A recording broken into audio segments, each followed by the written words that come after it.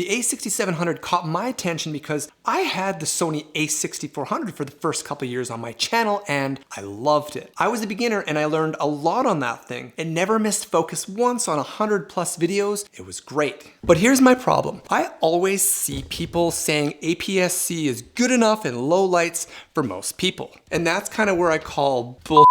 And one big reason why I won't buy the a6700. I created a video comparing a full-frame Canon R6 to the APS-C Sony a6400. On my a6400, I had the Sigma 16mm f1.4, which is a pretty frickin' fast lens, right? And on the R6, I had, I believe, the 35mm f1.8 on it. The full-frame sensor absolutely destroyed the crop sensor in low light, like not even close. And I didn't even have an f1.4 lens like this G Master on there. The reason why this is important to creators like me is because sure, maybe in one room of the house, I'll have a studio light set up in, but I shoot lots of B-roll shots all over my house throughout the year in places where I don't have good lighting. And I live in Canada where it's dark at 4 p.m. in the winter and cloudy half of the year, and that's where my a6400 would fall apart. Shooting in a room with bad lighting, which turns out to be a lot of the time, like this,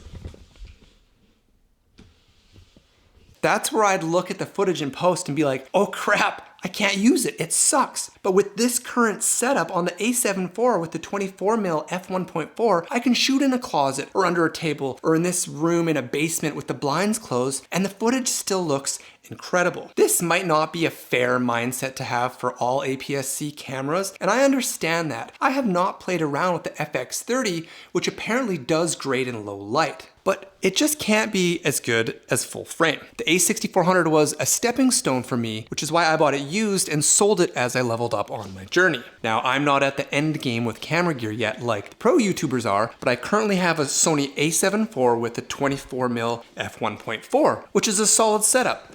It looks good, right? But even though I'm happy with it, I still don't think the a7 IV is the perfect camera for me either, which is why I get excited when Sony announces new cameras, but I can tell you right now, I'm not gonna get the a6700. And it's not just because I'm invested in full frame either. That's not even it. It's because I can tell you from their press release that the thing is not suited well for creators like me, despite them saying it was crafted exclusively for ambitious content creators. I mean, YouTubers are included in that list, right? Was this really crafted exclusively for people like me? You probably know all about the features by now. And in case you don't, they have jam-packed this thing with features from a lot of their other cameras. 4K 60 frames per second video and 4K 120 cropped, nice. 10-bit, better IBIS, you get all sorts of log profiles, and it has some really awesome AI features that allow people, especially noobs, to do a lot of cool things without them even learning how to video edit properly. And that's rad.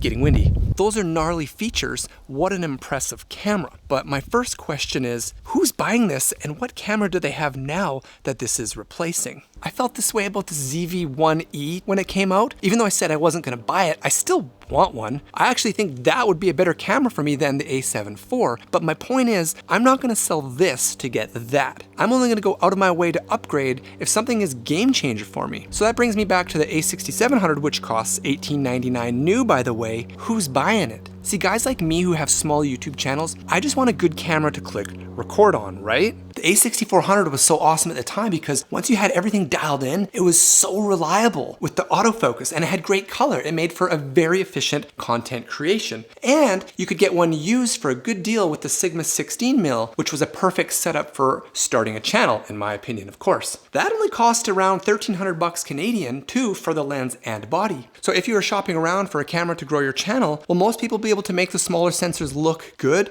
I mean, really? Because even though a lot of YouTubers say it's great, they also have some sick skills you probably don't have, and even more, they probably have all kinds of lights and gear that really make the smaller sensor dance. Sure, they can make it look good, but can you? See, I remember buying gear like lights based on what content creators were saying, and I didn't realize until after that their lights looked so much better because their lenses were better than mine, and vice versa. Their lenses looked so much better than mine because their lights were way better. Your results will look worse with the a6700 than YouTubers who understand proper lighting and know how to find great natural lighting, etc. So don't expect to be a pro after buying this camera or getting equal results than what you are seeing these guys have right now on YouTube. So will a new creator buy this? Someone who wants ZV-1E but can't afford full frame? Maybe. I doubt it. Because for YouTubers, this still seems like a stepping stone camera based on what I said earlier about low light. But then on the other hand, it seems like a fully loaded camera. Are they saying this camera is all you need? I think people that are starting out should buy used and learn what they are doing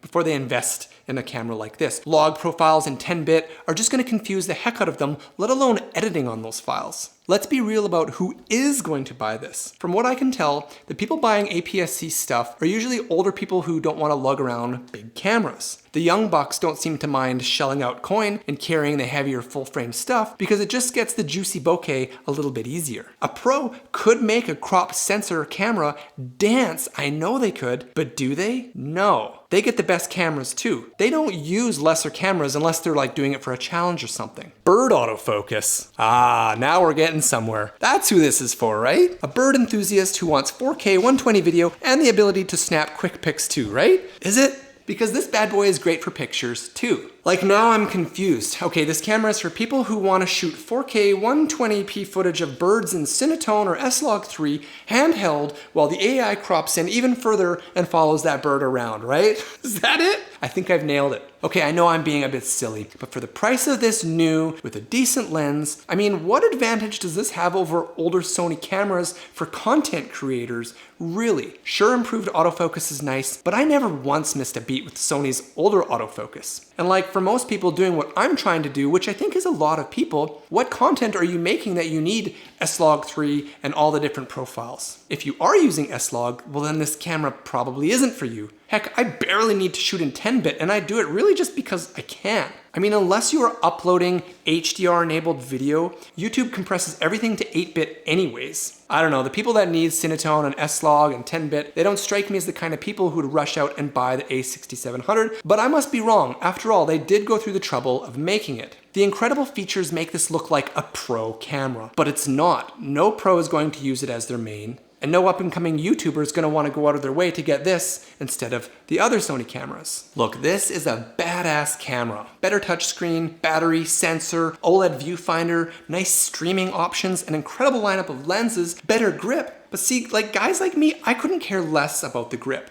I guess a lot of content creators hold it, but most of us use tripods. I think this is an awesome camera that came out a little bit too late. This will be an incredible camera for a handful of people, a great camera for a bunch of people once they can buy it used. Then for the rest of us, it's just another interesting camera in a long line of interesting cameras that's just not quite worth changing what we have now to go out and buy. The only ones who will probably use cameras like this for more than just a video for when the camera drops for views on their channel are channels that focus on APS-C cameras, because that's their thing, you know? They make a very convincing case on how great a camera like this is. They have other skills and gear you probably don't have that can make the camera look highly impressive. The rest of the YouTubers will continue to get the camera gear that we put on a tripod and get the best quality of out of the gate, and I don't think the a6700 can quite hang with those big boys, the actual ambitious content creators. So what do you think? Do you agree with me, or am I way off? Let me know in the comments below and let's talk about it. And you know what? There is a super important feature missing on all of these cameras I think would be a huge game changer for people like me. I'm gonna talk about it and we'll put that video right here when it's ready, so be sure to check that out next, or please sub to the channel so you don't miss it. If you want to see that full frame versus APS-C video I did, I'll put that here. And in case you missed it, you should watch this video about lighting. I think it's the most important video I've done that new creators need to watch. Thanks for watching. We'll see you next time on the SAD Studio.